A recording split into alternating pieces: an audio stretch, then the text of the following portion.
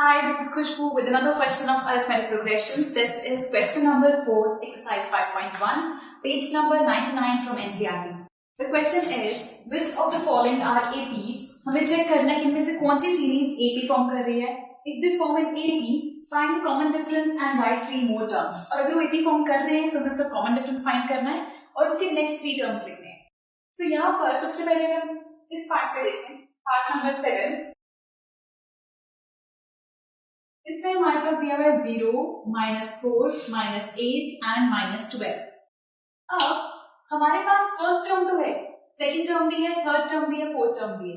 सबसे पहले हमें चेक करना है कि ये एपी है या नहीं. उसके लिए हमें देखना पड़ता है कॉमन डिफरेंस. अगर कॉमन डिफरेंस दो सब्सिक्वेंट टर्म्स के बाद, मतलब इन दोनों में और इन दोनों में, लेट्स सपोज आप चेक करके देखते हो सेम आता है तो एपी फॉर्म कर रहा है, अदरवाइज नहीं. सो कॉमन डिफरेंस निकालने के लिए लिखते हैं डी. ये A1 है, A2, A3, A4. तो बाद वाली टर्म में से पहले वाली टर्म माइनस होती है. A2 माइनस A1 मतलब second term minus first term. Second term में हमारे पास -4, फिर एक नेगेटिव साइन आएगा, फिर आएगा A1 जो कि है 0. So minus minus is plus, but sign negative का आएगा तो -4. फिर D निकाल के चेक करना है हमें इन दोनों में. ये थर्ड टर्म है, ये सेकंड टर्म. सो third term minus second term, A3 minus A2 मतलब -8, फिर नेगेटिव साइन, फिर A2 की वैल्यू है -4. तो ये बन गया -8, माइनस माइनस इज प्लस, तो ये आ गया हमारे पास -4. अब कॉमन डिफरेंस सेम आ रहा है, that means it is an AP. ये सीरीज एपी फॉर्म कर रहा है. तो यहाँ पर आएगा therefore it is an AP.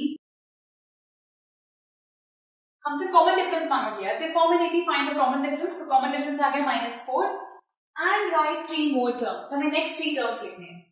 So next 3 terms के लिए हमारे पास first term, second term, third term, fourth term, 4 term तक है.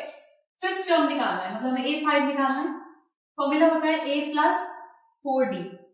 सो फर्स्ट टर्म हमारे पास है 0, 4, D इज -4. सो D की जगह पर आ गया -4. सो 0 प्लस 4 4 जा 16, बट नेगेटिव 16 बिकॉज यहाँ नेगेटिव साइन है.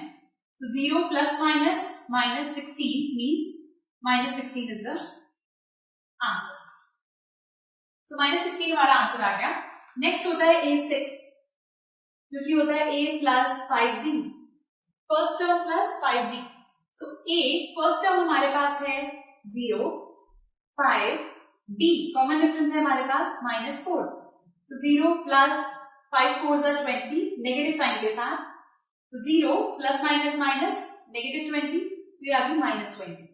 So you see हमारे पास first term, second term, third term, fourth term, fifth term आ रही है -16, सिक्स्थ टर्म आ रही है हमारे पास -20. सेम जैसे हम इसकी सेवेंथ टर्म निकालेंगे. A7 is A plus 60. तो यहां से हमारे पास ये आएगा A7 is equal to first term 0 है, 6 और D है -4. तो ये बन जाएगा A7 is equal to 0 plus minus minus, I mean multiplication में नेगेटिव साइन, -24. सो ये आ गया -24. ये हमारी नेक्स्ट टर्म आ गई. तो ये है हमारी नेक्स्ट 3 टर्म्स. सेम वे हम निकालेंगे पार्ट नंबर 8 में. पहले चेक करेंगे कि वो एपी है या नहीं. 8 पार्ट -1/2, -1/2, -1/2, -1/2. इस सीरीज को देखकर ही पता चल रहा है कि ये एपी है. क्यों? क्योंकि एक भी टर्म में कोई चेंजेस नहीं है. इसका मतलब कॉमन डिफरेंस यहाँ पे 0 है, बट स्टिल हमें ये शो करके दिखाना है. सो यहाँ पर हम निकालेंगे इसका common difference which is second term minus first term. A2 minus A1 करेंगे. सेकंड टर्म आपके पास क्या है? -1/2, देन नेगेटिव साइन, फिर A1 है हमारे पास -1/2. तो आया -1/2 माइनस माइनस प्लस 1/2. सो कैंसिल होकर ये वैल्यूज हमारे पास आ गई 0. सेम वे हम इन दोनों में चेक करेंगे. अभी हमने इनमें चेक किया था, अब इन दोनों में चेक करेंगे. तो D is equal to third term minus second term, A3 minus A2. So third term आपके पास क्या है?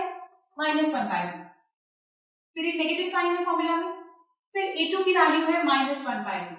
Sometimes I have seen this thing कि बच्चे क्या करते हैं, माइनस साइन यहाँ पर जो है उसको नहीं लिखते, सीधा ये टर्म लिख देते हैं. आपको ये ध्यान रखना है कि फॉर्मूला में भी नेगेटिव साइन है, और उसके बाद भी एक और टर्म के साथ नेगेटिव साइन है तो उसको ब्रैकेट में रखो, क्योंकि एक भी साइन मिस हो गया तो आपका आंसर गलत आएगा। तो ये बन गया -1/2, minus minus means plus 1/2, cancel हो गई value 0। So common difference same है, therefore it is an AP. Therefore it is an AP.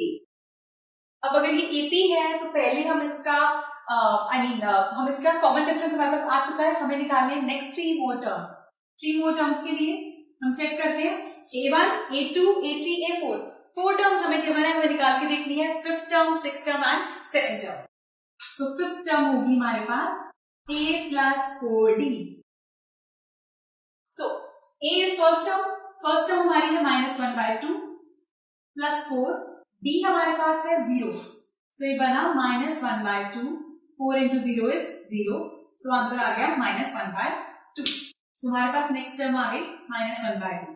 अब जब ये सारी टर्म्स -1/2 आ रही है, नेक्स्ट भी -1/2 ही आएगी। क्यों? क्योंकि हमारा कॉमन डिफरेंस 0 है, मतलब अगली टर्म पे जाने के लिए कुछ ऐड ही नहीं हो रहा एक तरह से। सो बट आपको ये शो करके दिखाना है तो आप A6 भी दिखाओगे, A plus 5D, first term is -1/2 plus 5 into 0, तो -1/2 प्लस 0 फिर से आ गया -1/2, तो आपकी टर्म नंबर 6 आ गई -1/2। सेम वेज आप 7 टर्म का करके दिखाओगे, मैं यहाँ पे नहीं कर रही बट आपको पेपर में शो करना है, वो भी आपकी आएगी -1/2। Now part number 9, 1, 3, 9, 27।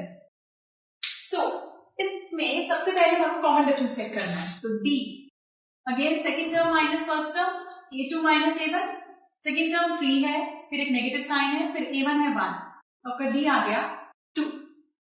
सेम चीज हम नेक्स्ट उस पे चेक करेंगे, D is equal to A3 minus A2, so D A3 हमारे पास है 27 माइनस 9, तो आपके पास ये आ गया 18 common difference. So common difference is not same, therefore it is not an AP.